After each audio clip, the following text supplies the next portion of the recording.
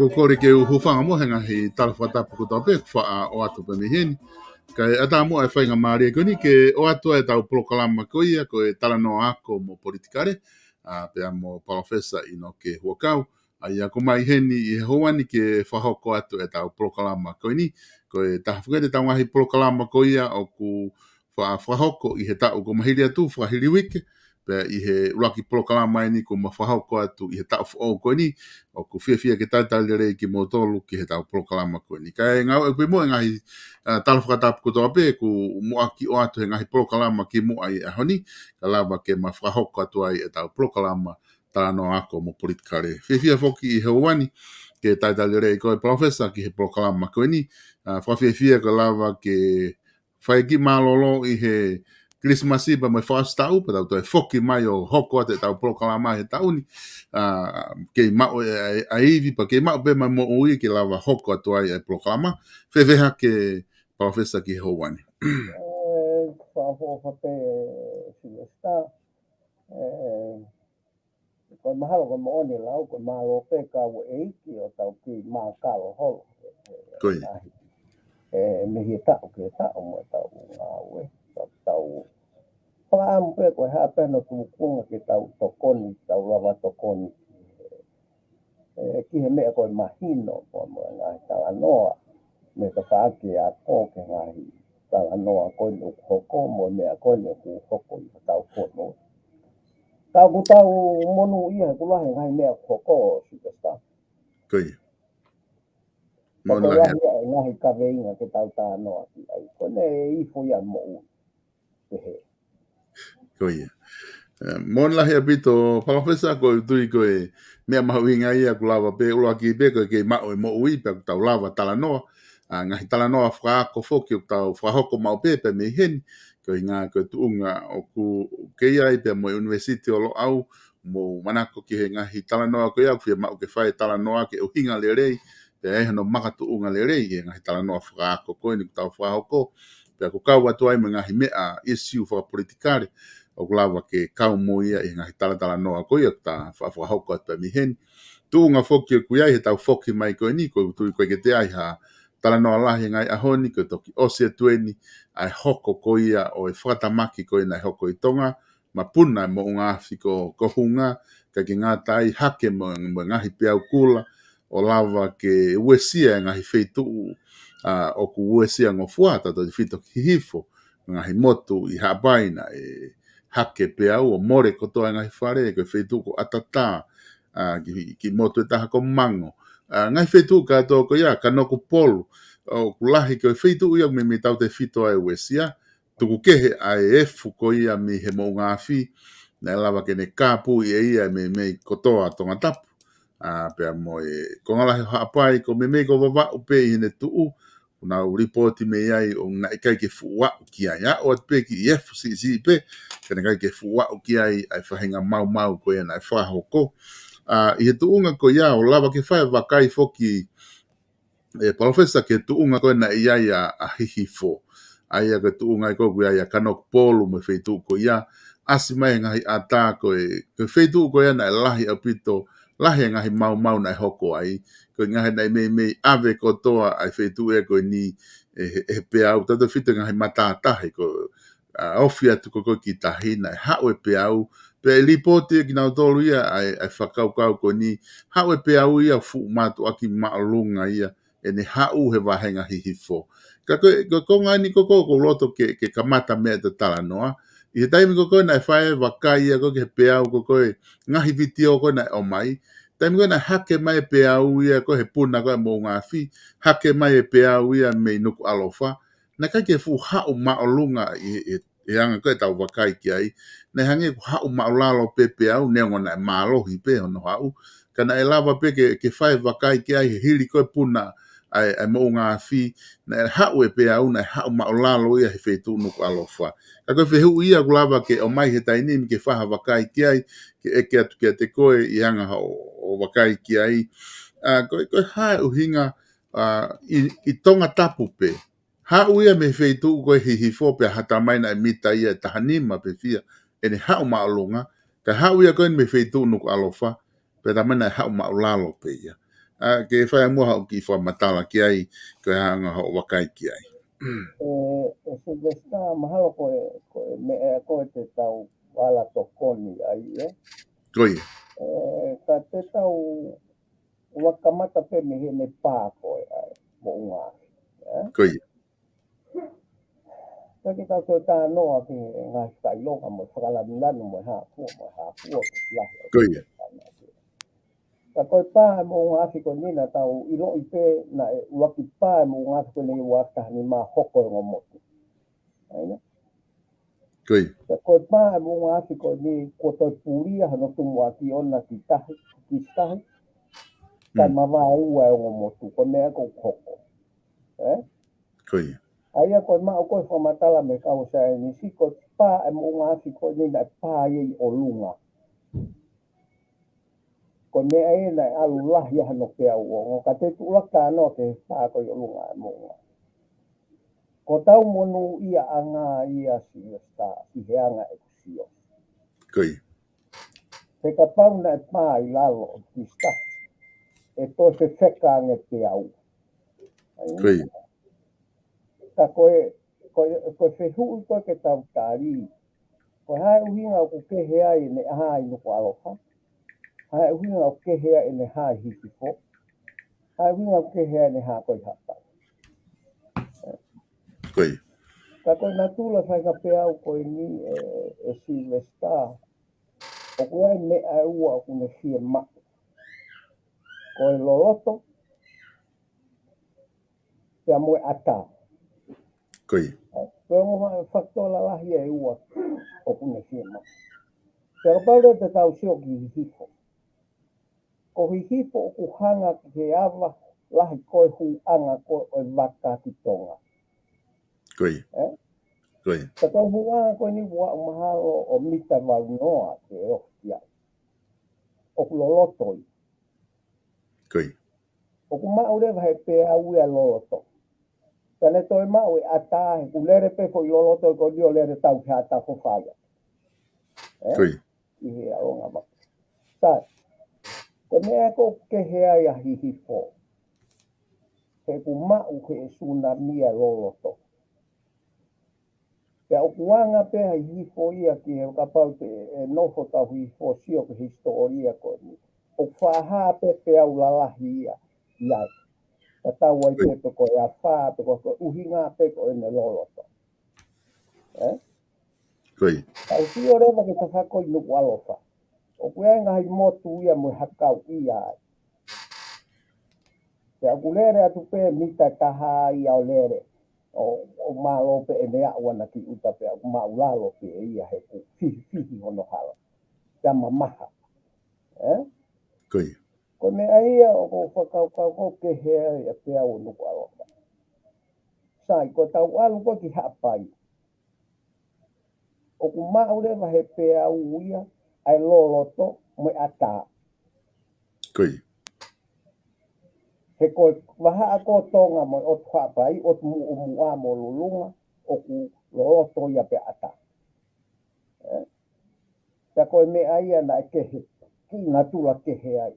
E asi a pe au ia mang o funoi. A kino moka. Ta koe mea maari e pehe u. O kuiai ma o pe feitu ma o lunga ia o e u motu koe. Ke nau kola ki ai. Ta koe monu ia anga nuk alofa ia koe. Pa ai mo unga fi o lunga o kai ke fu fe pau. E me alu o lunga. Ate au. Koe pau parema ko ahihi fo ia he ku. Huku ate pe au ia mehe loloto. La. O asi. Usta pera pau u kai ke tau ma pau koe. Maa koe ni tataha ni maa koe fua me sea level. Ki o lunga. Koi. Aia koe asi ki o lunga te au ia he fu mita nima. Asi ki fo. Ase nuku alofa mita taha. Te mahalo tu he waha e taha mo ni maa ko mena ase ngai mo. Ta koe whakao fiofia tu pe ia ki he whakamatala koe ke tau ki i hoko ange ai ngahi me ake maa mea uhinga le iange. Ke tāri a whakau ai kakai. Ki mea koe na ai hoko. Ta koe monu ia anga o nuku alofa ia koe. Ko i kai ki ata ki he pe au, pe i kai ki loloto. Pea lahi alu po uesia ngai te tu maulalo koe. O tau ilo pe tau tolu si pesa. Ko ngahi tapanga vai mo hafua. Koi. Ta koe anga ia e si vesta whakafua atu ke mea koko. Pau e si o hifo ke hanau historia pa asi pe au lalahi ia. I hanau feitu u. Ka koe mea pango asi ato e pe au koe ni. Ka koe kehe pe koe whakatupu e ni he pā e mo ngā whiti si vesta. Koi. Ko mea ko fo ou ki mo ngā whito ngā he me pā ki o lunga. Ko hono pea uongo. Koi. Na e alua kakato mani he alu koe pe au. Pa kono to fua le ko tie he kausea ni si mahino hana pihe. Koi. Koe alu ai whaha pe au koe atmosfia ko me ena nau o nau tai maari e nau tol he nau lau he nau uhinga. Ke nau hanga observe mea koe ni ke nau sio mata he mea koe ne hoko. Alu e atmosfia Tane whakatupu e ia kehe ai mamafa ea. Maina? Koi. Ane whakatupu. Hangarewa he fo i mamafa kehe mamafa e kwa o toi whakatupu te au i lao. Nāri. Tēnā e ase te au i a koe karipia. Ne ko na uhuare e kote na tolo mea pehe. I he tau koe ni e te au tupu po whaia e ngahi whakatotoro pe a ku. Tai maari ai kau sai nistoko lahi he nau sioki ai. Ta koe ko ngai ia o mea pā koe a mo unga whito ngā na whakamāmani ai. Koi. Koe ngā ue koe e pēa u koe me ni lahi peki o tau tawhaki. Ta nuu sila mo ha whewhua. O ki asi pe ia ka koe ke e fu asi ka koe o ware peku o ha ake pēa u ia tahi karipiane. E ngai o tu motu koe ia. ke ia fu ma o lunga me he anga mahi pe ata fe ai nga se tu ai ni ka na upu na to he ta fa ke taha ko me ko na he po tonga ke ta fa ta sa ta me ka Kui. ya ko me ma hu inga ke ka sa ni si e ku lava pe pressure ko he atmosphere o fra tu ko pe au la o ta i nga le ta ko Mari. ta pe ia si sta ke ta ku fra ma o po kapau te o mai ha ta hai mo fa matala ke he fa o fa te ia ka ko ya ga ni fa ka fu fu ai he si o ko i he ai fa matala fa sa ni si o mai o na tula o ne ko te akula o fa fu fu a te ga ni ga ni ko u hi ngai ko taria ke fe ko ha aske he a ko lo fa aske ha hi ko pe o ke ha hi ya aske he asko e la he ha pa i mo Kui. ka ko Kui. ya si basta Mone pito e profesa ko ni tu foko ia mahino o pito e whakamatala ki hanga o tuku mai. Ai a me ai a ku sai ai o ku na e hui. Whaingo fua na e hau maulalo ai pe au i nuku alofa ko i ngā ko e ngahi hakau. Pe mangahi motu ko ia ku lava ke ni hanga ta ofi e hau ko e pe au. Pe lava ke whainga maari ai wahenga ko ia i nuku alofa. O kaike ai e fu uesia maalunga e pe au. Kwai foki e profesa e potu tahi koe na loloto a whika ua koe mamani ai na koe ofi i e ua. E ko tui mahalo ka pau na e lava ke ngā ue ange koe na ke whamatala ke ai ka pau na e puna mo ngā whi au i lalo ia kai ke aluki o lunga. Ko tui e te fu maalunga nge ngahi peau ko ia tene la lava ue sia e whanuaka ku hange ko whamatala koe hufanga anga ia nuku alwhapa koe monu ia anga ia na e au ki ai atonga koe ngā koe mapuna mo ngā whina e alu ia ki he ata. I he tu ko ia e professor ko ai foke ngahi tokoni ko holo taunga ki tonga eki pe me murini i he tuunga ko ia tokonia ko ho tau kainga pe tau whatawange pe ke ngahi tokoni ko ia e lava ke tufa malawa ke tufa lelei ki ho tau kainga ka i ho whakafuafua ko whawhiawanaki ai palapare ma koe ni mo wesia ko whahoko e mo ngā whi pe mo pe au kula whakahoa ke ngahi a whāna e hoko i he kuohiri o ko haanga ho wakai ki ai. Kei lahi ange pe a wha i a Sibesta. Oh, Kei lahi ange pe mau ia he a wha ange ko a wha koko kita ko a wha lahi a wha ko ien ko a wha lahi. O ku ngata pe foki ai pe au kula ia ke ngā whitu. Koi. Ka tau te whito ko ngā ko kita. Hika ko mea fo e tau whatota i. Ko ea e tau nofo a tau tōna e ki tau nofo tau tō ke matata. Te tau ilo no frati ka makina tau nofo lot ko nua pe tau tō. Ko e ngata pe ko toki langa mai e ngahi me ai a ki tahi ka ko mea pe ke whakau i he ka tai ko ni ka pau. Tena e toki langa fo oa pe o se a wha e ngahi resort ko ne whahi. O to hoko mai pe mea tatau ia. Mea ko. Koi. Ka koe ku whakau ko tupu koe ne loloto pe hanga tonu mai loloto ko ia ki wahenga i ko. O to tonu ki au to whakau i le rei ai anga langa a whanau whitu. Koi. Ke he ku hau pepe au ia whaati mai ua umai ki ta whaati ke kauhala po ko ti tahi. Ku hawi hawi atu mai kauhala ki he ia. I he ngahi whaita o ko sio ai. Ka koe ka lahi ang te ngahi mau ia he awha nau tau situa koe me. Ka koe mau ia o whakatoa ki tō. Ko tehe mei he e fua. O koe ngahi wahe teni ihi o kuesia. Mahalo koe whare wofutuk i hit. Kia moe ki i mau si te. Mea peo tau ngari alu e tau toka ngā tau tolu kai ko tau mau koe a toka ngā mamani me foi pā koe nai hoko. Koi. Whanea foi a tongi e pā koe ai.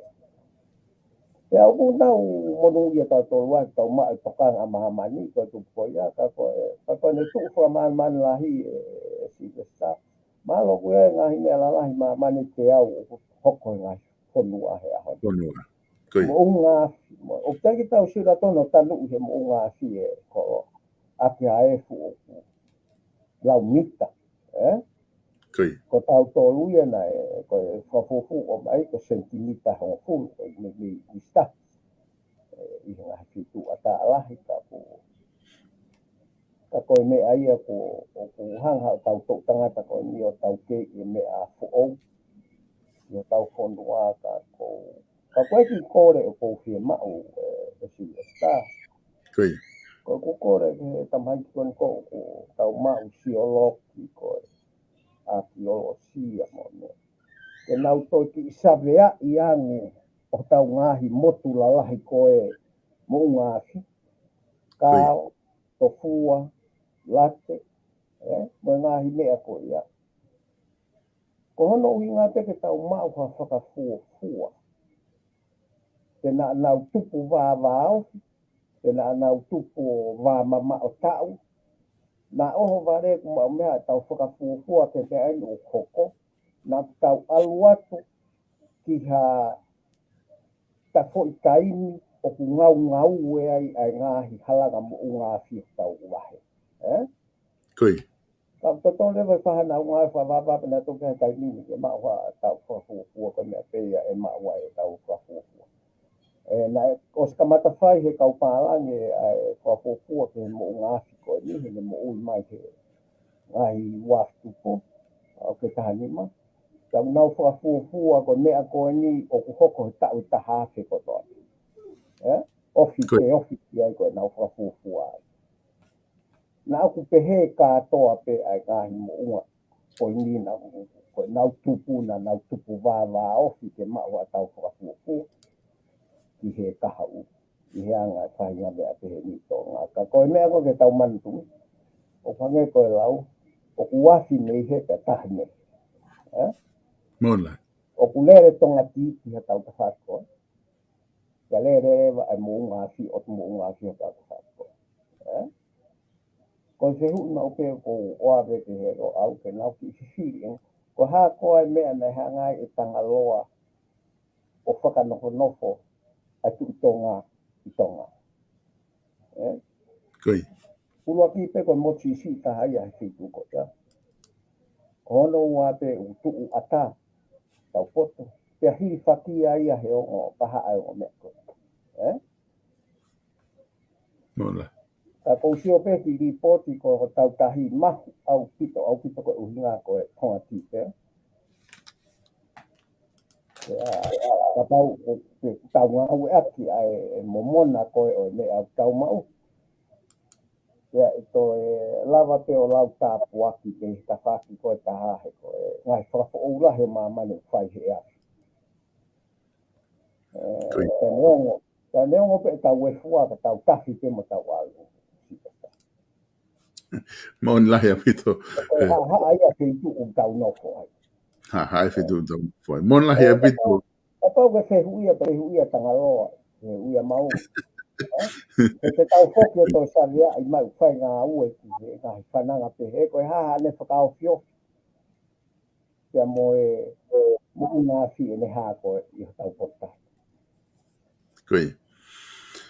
Koe ka tūnga foki palawhesa kuna e a o kia he whanua hange koe tala noa koe a ke hono ufi koe a haa mai he ngahi atape me tonga tau wakai atu ki he funga whare e ne lanu mau ko he fu e ngahi funga whare lai ai ngahi whetu lahi e kuna ngai pete asi e ai funga mea lere mo ngahi whetu kotoa pehe ka i he a o mai ko ki he ahoni hiriange tō ngahi uha kulava ke tau mamata turewa ke ngahi atape me tonga ke mamata atu ke lanu le rei mai ai ato e whare he hirianga no hanga e he uha tafi ai ngahi ato ko ia e whare pe mo e whanua au ki hatu unga ku matu aki wha au pito ki he wakai atu pe neongo te wakai o tau wakai atu ki ai mate ai kere ai musie pe mo ngahi me pe he ka ku kamata ki tau wakai atu ke funga e whanua ku wha ofa palofesa ene asi mai ai au tau tui pe ku wawe ni pe hataimi ke lava foki ai fonua ki hatu unga o ku toe lele yange neongo pe ku hoko mai ngahi ongo i ahoni o pe he ku mau ai na alake ni me toko ua ku mau ko e he positive e COVID-19 kua weni ke he hoatani e whiawhini ku toko ni mai ni i tonga ku lava ke isolate ko inga ku mau hona o CV o na positive i he COVID-19 ko ke ilo i ka e whaahinga pe ko hai whahinga ko ia ko me be ilo i ko na me CV mau pe ai ko e positive i he COVID-19 i he tau hoko atu ko ni pa ko ke ilo i pe ko e hai tu unga hoko atu kia ika ko e ono ai a toe pe mahalo ha half hoa mi heni o ku lockdown le watonga i ha hoa e whaavalu ka e lava ke wakai mo trace takai holo a ngahi tuu koe ni COVID-19. Ko tuu koe ni professor mahino lewa ku wau ki tonga ai COVID-19. Wau wha mo mo ni he dainimi koe na ko tala mai ko mau. I ho wakai ki ai koe hai tuu nga lewa te tau whanonga atu ki ai. Ina sa ko COVID ia ko mea whamaman lahi tai kuni. Koe. Te ko hono whai ngata ahe ku alu he ea. Koe. O ku whai ngata au pito e ke ta ofi. Te ku alu he ea ko ke tau fu ilo a hono hala. Tēnā e koe maha koe ate lai tēnā e ilo pēnā e kau puke ai. Koe. Kana whanongo he press conference koe na ua mai pēnā tolo ko tuko na utahe ua puke ai. Ufi ai pēnā malahe waka ai. Koe. Ka ku asi mai he on the ground he ka hiki o ku. Nai whai pē ai se tu tatu la auhi ia mo e kau ngāwe koe ni. Koe. E koe parapare mawhoko pasi ni o kulawa pē kau huhu ia o se tuku holo e virus ke nau.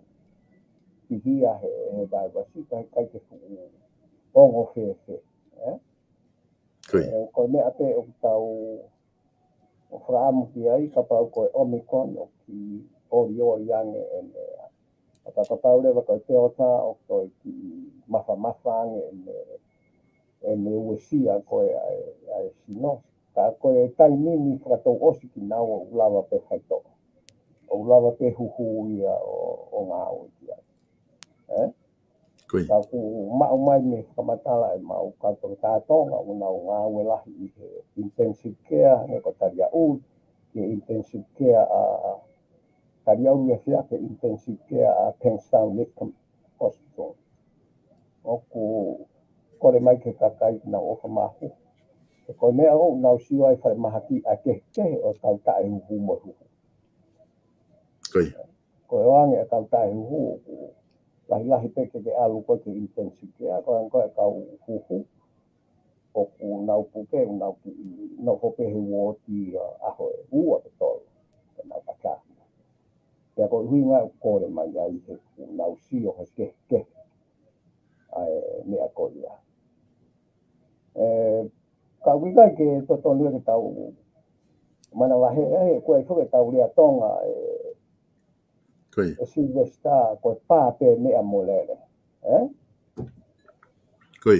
Koe ne pāpe ha mea kulanga waku sahi.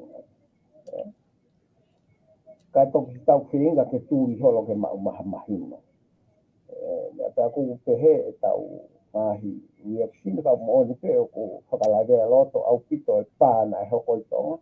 Kana tā ko silo pe to tolu o ku whai mai pe pāia o ke ina fupe kakai o whai tā mo ungahi. Koe. Waka i poko whakalanu lanu e langi. Aia ko ea posa ia hana uesia he heat. Koe. Hange ia ha Christmasi ke nau tolu ke whange. Si o ka lere malau ni ke ta oska papa mo ungahi ha o te au ke kai la rewa tau mea. Ko hana kai ke rea ai a mea whakao. Na alam. Koe. Te kege whanonga ata hau ko ta mai pureanga ko mau ha alam ke whakarea. Ko ta wiro pe ke ahi. Ka koe ngā hum to tonke to kone tau whai ngō. Ka koe taimeni ihi o ku o nau whanga whai he mea ui ka kua pālangi ko sensationalize ko traumatized e mea koe o. Koe.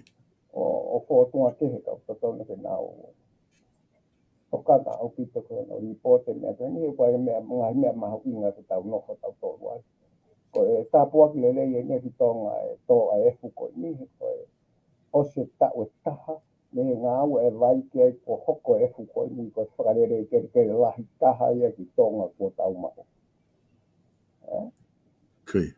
ko fai nga e fu ko ni ko wa ki hoko e fu ni o ku kai ko ha e fu le fu to ki ha pe e fu ya mo mo ka ko e fu ko wa ka o ku ko ri pili ka o mo nga fi ka tau ke mo nga fi pe o ku mila mita e ua fai ki o lunga Kei. ano ai ko e ka pau te tau ka na ki o e nga fi tu mala ka puna stockpile ko makarere au pitoi ni ki tau tan wala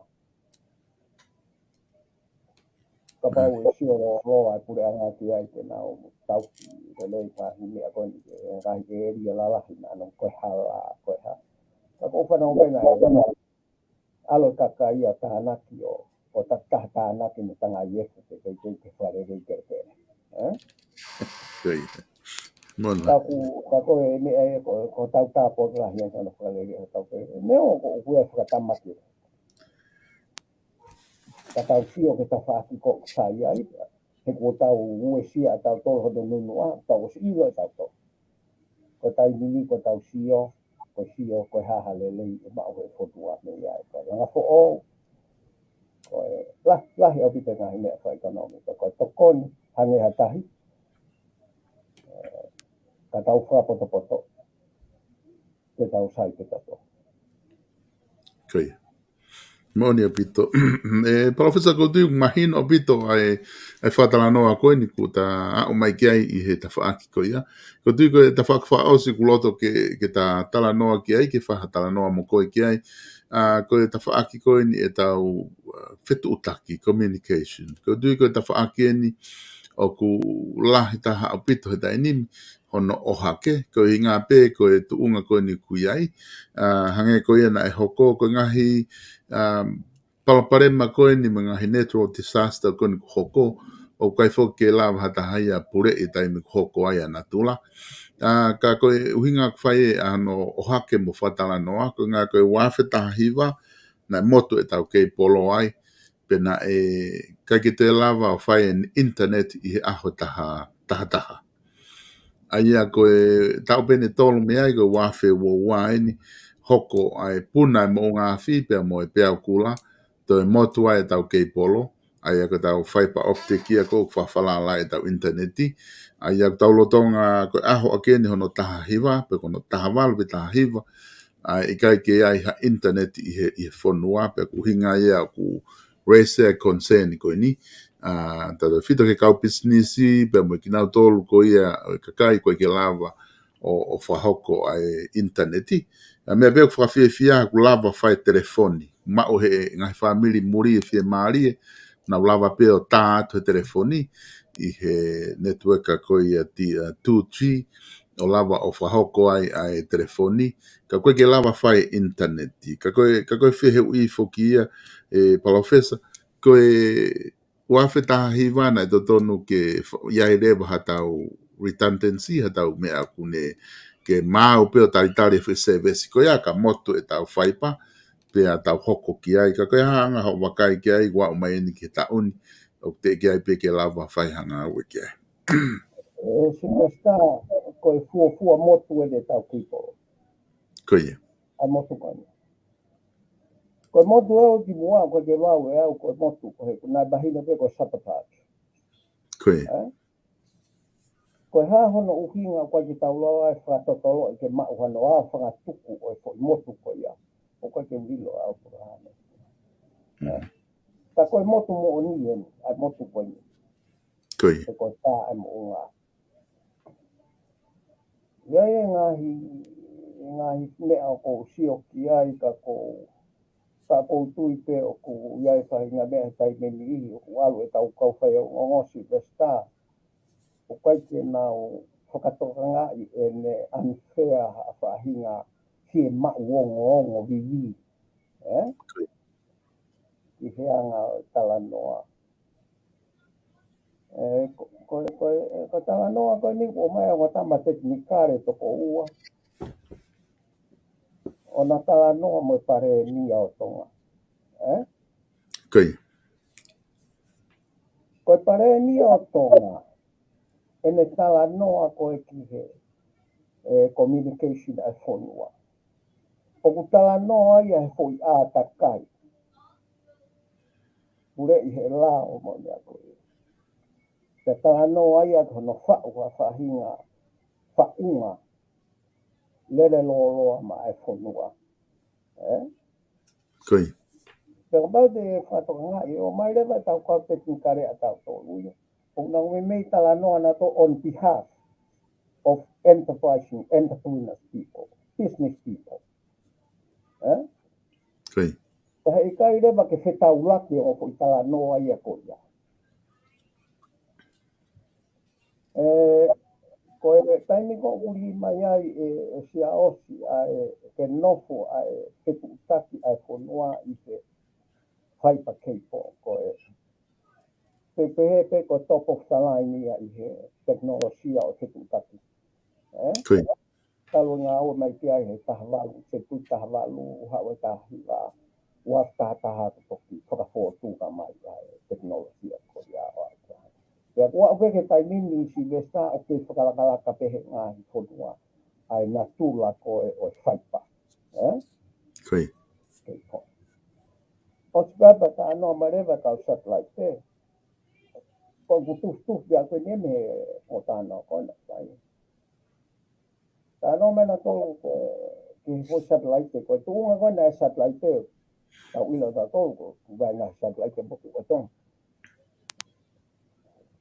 Ka i he uafe tahiwa ko huma e kau taha.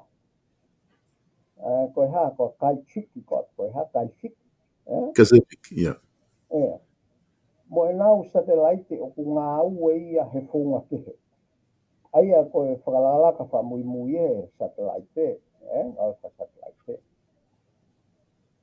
Ka koe ngā satellite koe ni o ku nau whenga ke ngā ue ki high speed internet, high speed broadband. Koe broadband. O ku tu e whaipa, ia ke tu tak whaipa he tua koe o broadband. Ko waki mea e koe na hau. Kai. Ka neo o ku tu waki mai he kau pea koe ni e broadband ia mo e neoma, mo e ha, ka kei broadband pei. Kai. E ka pau, ke whakahoko, koe ke taulaki ango tā anoa, koe ni o ka pau te nau tā anoa ke bandwidth ko operate ango mea koe. Koe tau tā anoa pe ke bandwidth o operate ango mea koe ni mahino rewa ka tau tolo tā anoa e pare mia ko tau. Kai. Au whakanoho noho, sai. Koe ango mea, ia ko ku mau ki ai, koe broadband ia o ku me ngā ue ati ai mahalo ai meka piki te au. Ke se koni, ahano wate. Koe whaipa optiki ia. I e fua tatau ke, o ku me ngā ue ke whange au. Te ke whakahoa rewa te au me whange au. Kai. Ka e lai rewa te uhina ka tau tolo wiritaki e pare mia ki he. Koe whakakikihi rewa taha u te he. Whakapapalahi au pito ka tuini. Ko te he e tuini. E kai ke tau wheto, ke tau pick up o ati ha teknolosia taha a fo teknolosia ta tau. Kai. Kai. O pau ke tau whenga ha teknolosia ke pick up o ati.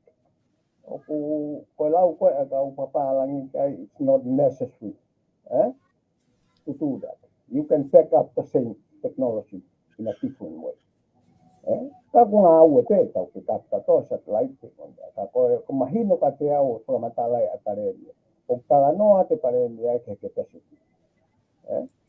Kai. Kaparewa te tau whakaukau ki mu. Ko taimi kona introduce mai ai e Pacific mahalo ki ai. Hau pe he whonga na e hala. Te aku kei tuku pe ko hala ia ko ia ke ngā au e ki ai mo pure a ngā.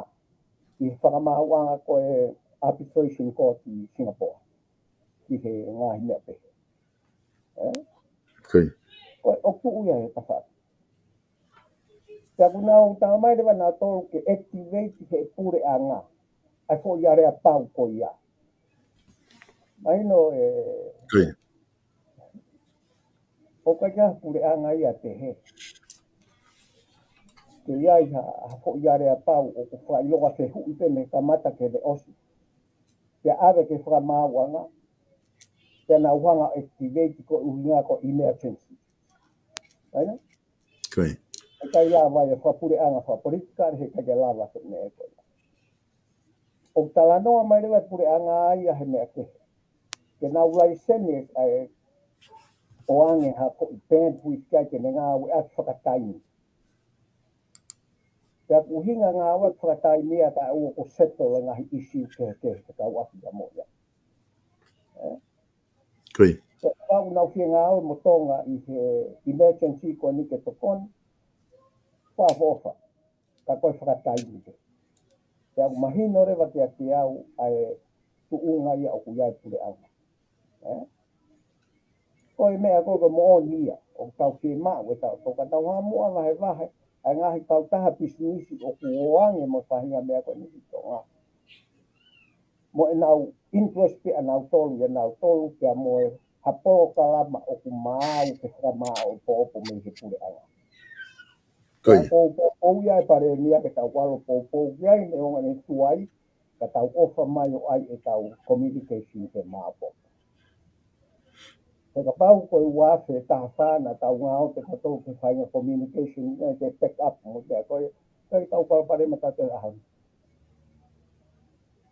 Tau wā tau mo teknolosia ke ai pe koe ke he taimi o kai ke na lavalo. Koe hae uhinga ko whainga ngā ue na tau whai ke na ki ka mao. Koe. Paki ke kalanoa e pare nia o ko ilo au hai si ai me noko. Ke whakatoka whetutaki atonga o ku mau mo mau po. Pako wau ke pare nia si te sta. Koe. Tau whakatoka mo whanono he broadband. Mono ngahi ai koe tari whakatamaki. Whakatoka ia mau. Ka tau sio rewa te ngahi tau taha business satellite ko ni koe haa ene aonga i whonua. Tau kake mahino ka te au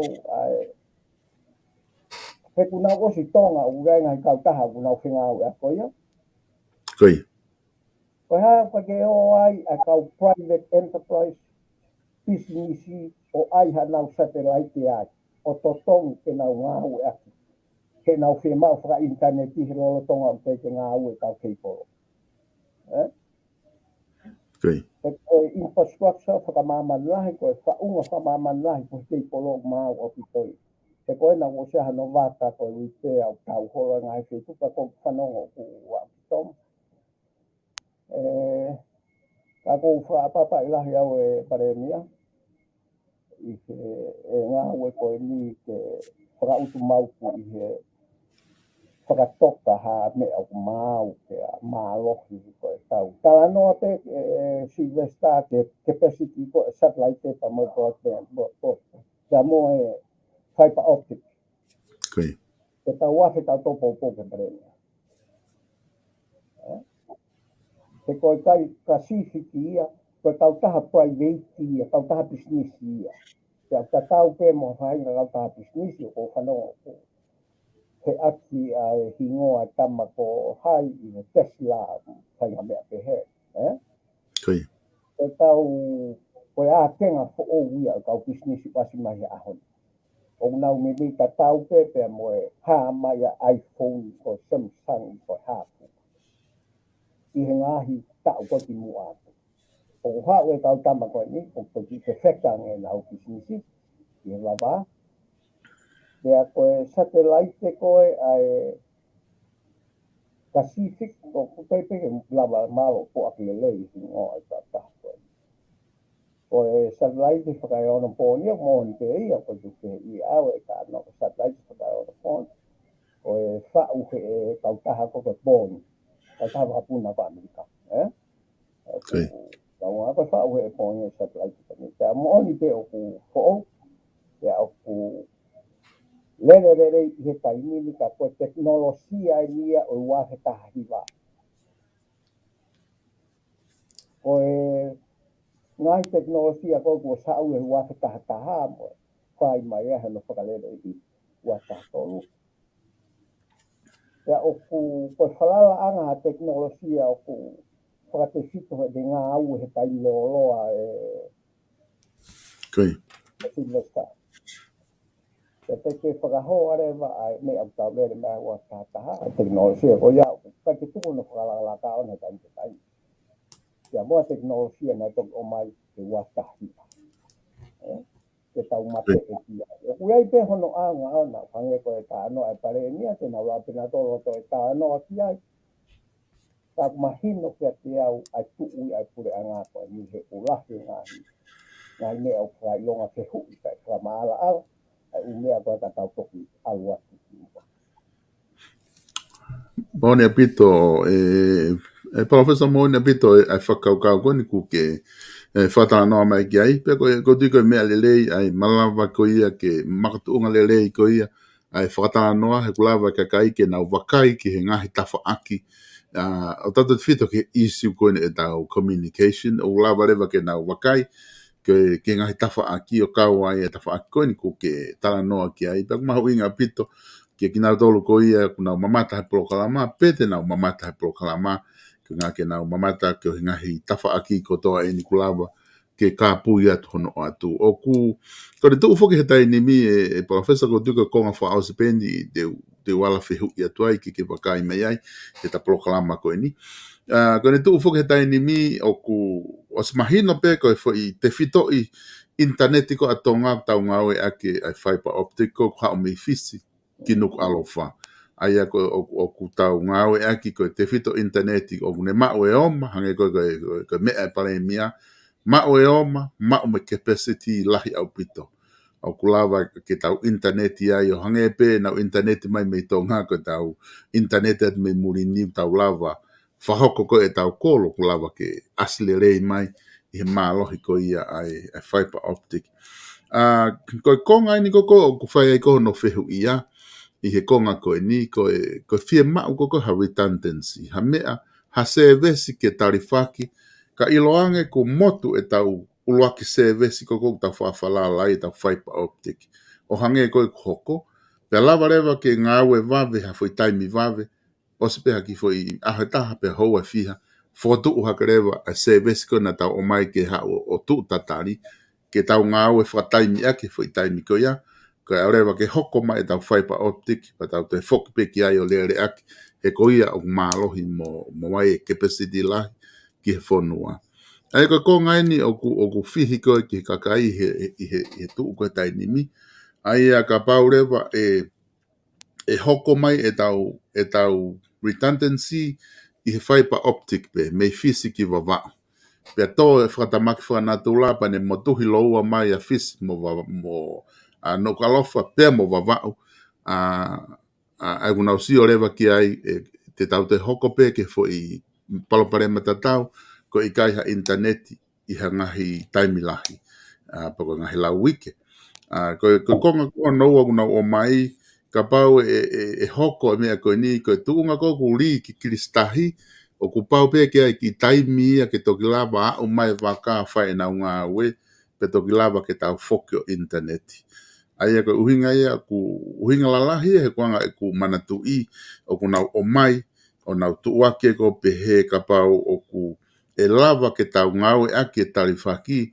a redundancy I he satellite ko ne motu pe tau whaipa fotu ake fo itisi mlau aho pe pe lava rewa ke tau foki rewa o ngau e ake ka rewa ke mo ui o kuanga whiwhi ho pakai ki ai he koutu I ko ngai ni o ku whai ai Ai, maga toko lahi e kakai palofesa koe ke nau tokanga nā tolu pe Pacific, pe tonga kei polo, pe ko TTCL, pe ko TCC, ai kau taha koe me tokanga mahala kakai he tai ni mi, ke whai mo ai ha se vesi ke mateu teu, ka whai mo nau foko internet. O tatau ai pepe koe hahi ngoa kau taha koe ngau e aki. e si vesta na utupu ha ke au he kei taimi koe kei whai tohi, ri mei ri, Koe ia. Pe a ko whai ngā hoko mai koe whai ngā mea ni o te fuho ha au ki ai. Koe ia. Koe E ia. nā utupu ha ke au e teknolosia keho. O ri e mei ri ta tok ia ui a he mai na taha uki no sila, ka tau ko e siri. Mari. Koe ia. Ko kai ke hoko mea ko ni ko hoha a ke pea. Ko tari a koe hau ke walu ko taha ua. Ko ki mea re kai a ka te au he nā utupu ha ka he teknolosia. O kula wike ia ta tok ia ho fitu ta ki ke whanu. Koe ia. Pea ka pau e ri ange ho ta mai ha o se niti mono ange sila. Koe ia. O ki ngā ua pōpula ka posi te ofisi ia hono tau te ano hae sila. Pea ke mau ho pa ngā e taimini, ka ke mau ho taimini. Koe ia. Pea ki matolu ange a kiri au mau to ngata sila. Ke whai ngā mea koe. Ka pau te whatonga e whawhitiko nisi westa. Koe ia. Koe kovi pe o e keiporo o mai. Koe ia. O kai ke o mai ha paro pare mai ai satellite. Ka te ki si o pe ke te ai me a he ea. Koe ia. Mo ene tō onga ai atmosfia, mo ne taime ni hua wha, mo mea pere ke iro pe ai. E o mai me ai mata mai a koe satellite. Koe ia. He kuhange e whakawhekiki koe ni, ka pau te tapatau ai koe whakawhekiki. Au ato o maha fo i mori koe nei voro, Koe ia. Pea mo o maha fo i mori koe nei voro, Koe ko ai whai ka mori a steriani. Pea koe nā tūlai fo i mori, o koe taimo mahi ai pea taimo meri ai. Koe ia. E hao pe tamai koe tā noa he meri, pa tamai au meri ai ni fo i mori ho fo i mori. Ka koe whakatau osi ki nā oko na nā tūla, o koe whai tau na mahi au pita ai, pa koe whai tau na meri. Meri ia. Koe ia. Pea ku pehe tau tā noa koe. Hao pe tamai koe tamai mahi e fo i mori e tamako. Ka kage ne ilo ko ne fo i mori o koe whai tau mahi. Koe ia. Na o whatala koe whakatau peke tau kau whanongo. Ko tupu hake whaore pe ku. Kai la taha koe mohe tō. Koe. Tā mau lere, hopo ki hala lere, turi i ene tama. Koe pehe koe moto. Ko toi pe tama mohe tō pa toi lere mai pia te kau hiri kau tūri. Ja koe ki mawhaa atu koe tūri pa pehe rewa e kau mea koe pā pe mea mo lere. O hai koa au tau tūri. Koe ia. He ku kau wema tama mohe tō i he kau tūri. Koe ngā mea na tau tupo i tau tōru ai. Tau pehe, koe tala noa koe ni o ku pehe. Koe. Koe ke mama o tau tamai, koe matui mau pe koe tai tikia koe, Pacificia koe tau taha private. Koe. Tau nau hori nau tōru ke nau mau, nau concentrate tato area Pacifici mo Asia. E nau supply koe. Hange pe koe mea te nau tu ua. Koe ke kōwi e, o stamahe pare mea koe ke kōwi. Koe. Ka te tau alua to whakafua, te tau lue māmaria i he communication regulate. Te whakalau i e pūhe ai ngāhi frequency o ngāwe ake, ngāhi peau o ngāwe ake, ngāhi laiseni ke whainga peau ke o ke alakia. Kai ke puku atua ha mea koe free for all ke o mai o pehe i tō. Koe mea ia o kutua ia i e pure a ngāhi. Koe ngāwe koe ni e Silvester. Ka pake ke ngāwe koe e whainga mea koe ni muri ni ka kire ilo koe no whaingata. Koe. O ko whanonga wai tala noa ke aiha regulator. whaafofa pe, ka tau sio mo tau ki whonua mo ne paanga o mau. Te ngā au e weki reta Australia nia, wai nau weki reta na tongu, e tau taha pule anga. Ma si vesta, o koe be fufunga waka, e fufare funga waka, e maha funga waka, ua noa, koe fo, weki reta pe. Nea mea ke heia. Tau ka mata wheinga kure a ngā tene ai, he koe koe, ke fulahi whe tau māteki. Kai tau ki whakapotopoto mo tau tānoa mo tau sio mo tau kato. Ko hae mea te tau rama. Tau mahino ke te au ai u whakaeke ko e haa ke o tukuang ke nau whakatau e haa mo ai e nau tisi mo e haa. Ko e mea te he kaki te lai sene ti o kota ke te whakatau tisi sa te lai te taimata. Ko kai ke pehe ia he. Ko fo Fuken si ko dawe po ten wiso ke ngā o ti ai. Ko pau ke lai sen de sisita pa te pei whakatau e ko ngā o e. O koe ka mea ia o tau ke au wata tonga ke whakama opo tau ngā o ke communication. E ku wawe pe ku tua I si resta. E ku tau mau ai tau kei ke ngā o ati. Ka koe pahinga mea ni a ke ka pau e kore tokone pure a ngā ai ki hono. Ke o ati hono whotutu mo reki leite u laiseni mo mea. E nā tau tok whaatate laiseni ti o e whae mahe mai tau mai koe. Te tau kapau awa titi tō ko fo ia sen ke heia. Tau whanga o whakaata. Tō e whihi ane a te ngā ua te u satellite mo ngai kautaha pisiste.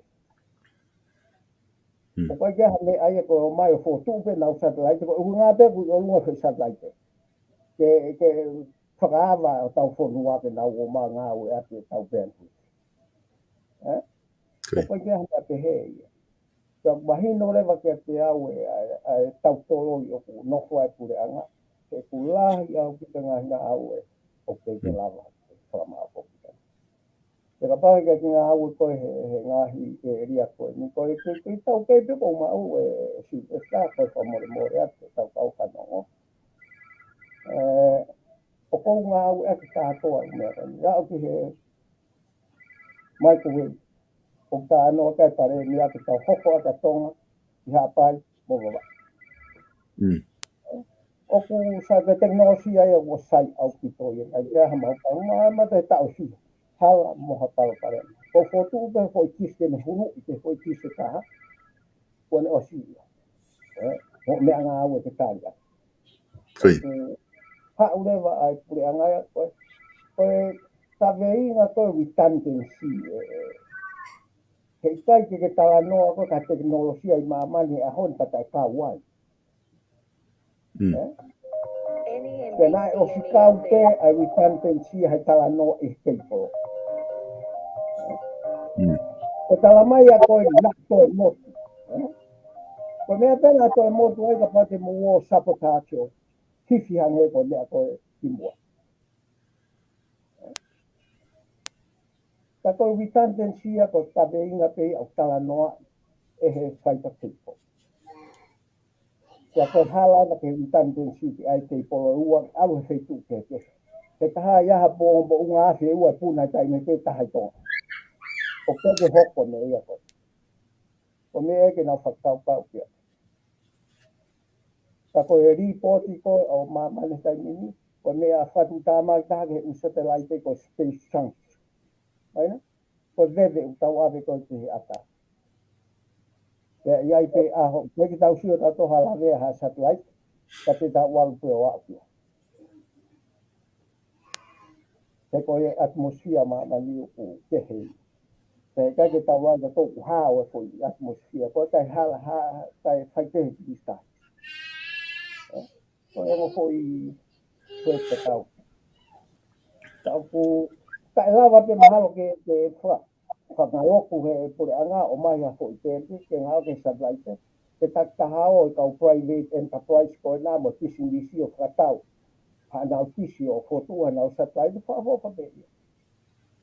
Talanoa mai pare mia ia ki he whaunga mahino ai pure anga. Ka o ki he fi awa. No fo ke ngā ue he pure anga koe ni a whaunga communication o whafofa. Ka leo e tau tari ka whange ko gulau. Ko tari tohi ako taimi ko na no hoa tari lo loa. Koi. Ka ko si ia ko ni la wike ko ni o wea o ka pāpare mai ka te a. Ka te tau ke si le sta. Mā te mo ki ho haa nge mo tō na mau tupu hake ku. Toka maari e whetu taki e tai ngai. Teknolosia ke he whetu taki. Ka koe tā noa tonu mo oni ai lau. Ko tā noa tonu me au si ai. Mo la he bito e palofes.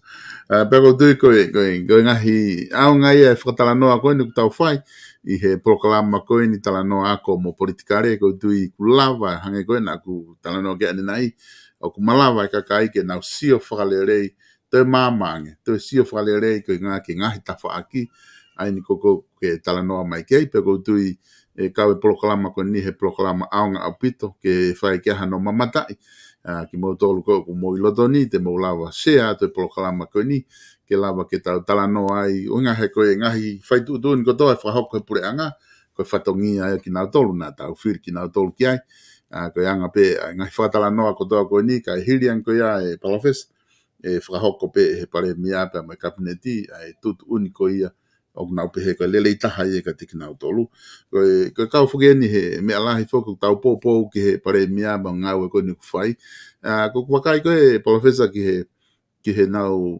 press conference mahalo ko talo ne pare mia ko ni ba mo kabineti ko ni pe ko to fihangi au hake ni nau press conference he time ko to ai fia ma ko he pare mia ke ave whakamatala ke au ki he kakai o e whonua. Tata o pia tonga pia mo muri, ko ngā ne mahu inga ia koe ke tuku mai e whakamatala mo oni pia me nā tolu ave ki kakai e whonua. Ko ki i reare haka me mei i he taimi ko toa pia ko whatonga i ko whenga ki honga live e ngā he proklama koe ni e nau press conference ko ngā ke lava o mamata kakai ki ngai whakamatala koe pa ko tui mahalo ka tau lue le lei atu mo e pure anga ko tui pe o kui ai pe whatu ameri e ai kakai whanua ki tataki ku whahe pare mea pe mo e pure anga koe ni. Ka o tuku atu ka te koe ko ngā kata taimi ke whama apo mai ka pau kwa hamea te ke te e whie talanoa ki ai ke ta whaosi aki ki mua ke ta toki māma he whiawhini. Ko tau monu ia. Ko foi monu ia e taha e pā koe mō ngā whio. Koe. Ko foi monu ia taha. Ko tau tu unga whapolitare. Koe. Ko lava tau o mai hapure anga. Ke tau sio o kuki whakamā opo e tau ngā ue. O hinga te hele koe whakamā opo. Ke tau nofo taha mua koe pure anga whakatu i tō. Ke tau ngā ue e te mokalati within. Ia malu koe pure anga whakatu. E whafofo te i. Ko tau monu ia anga ai. Ke aku hoko mai u ngahi tongala lahi te heni. Oku mōne lau ko tau oku staple e tau mea whapolitare. Ka tau lava o ngā au. O sio ke ngā isi ula lahi ko ekonomika, ko communication, ko transport, ko. Kea o kou whakamonu i au ke pure ang koe ni, he kou tui ke koe ka tai koe ni te nau lava whakama o kopa. Koe mea koe kou haa mai me pare mia he a umai ki a honi. Oku mā opo pe nau whaka, ele whakaukau ana ki he, ono whakatoka koe ngahi ngā au e whonua. Koe. Kea oku tau whaka monu i ai ko tau whonua, ko hoko mai ngahi whainga taa koe ni.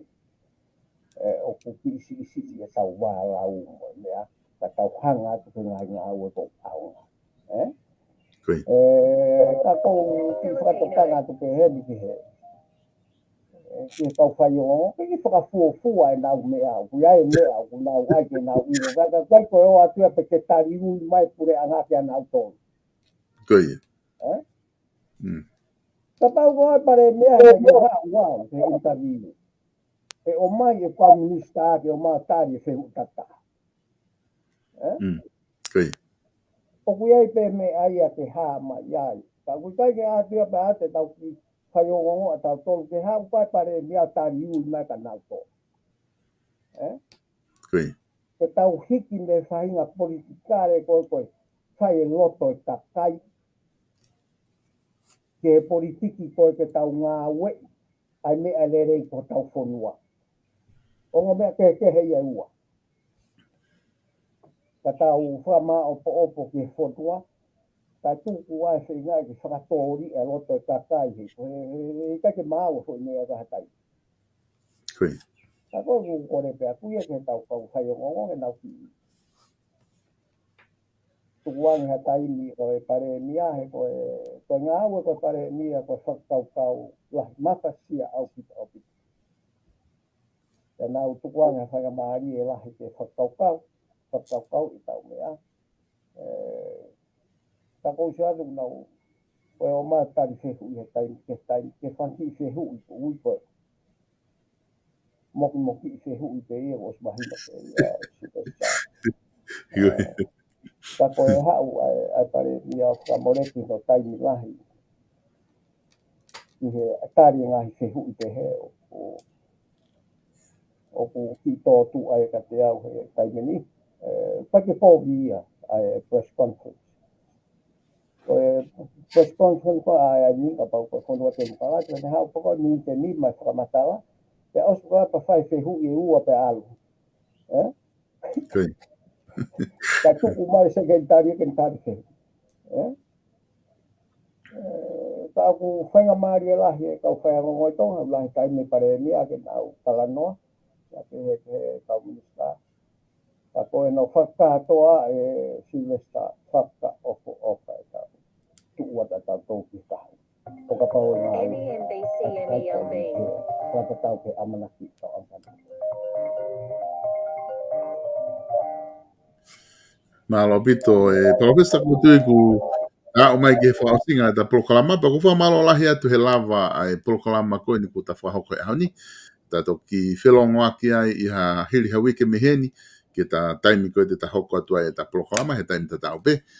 Ta mawai ai ahoni pa ku whamalo lahi atu ke te koe pe moi kau whanongo ko toa pe mo mea mai ke tau proklama. Whamalo atu ke te ki motol koe ngatai e tau proklama tala no ako mo politikare ki ahoni ka mo mea. Mahalo Silvester o whaate tongo kotoa. Malo.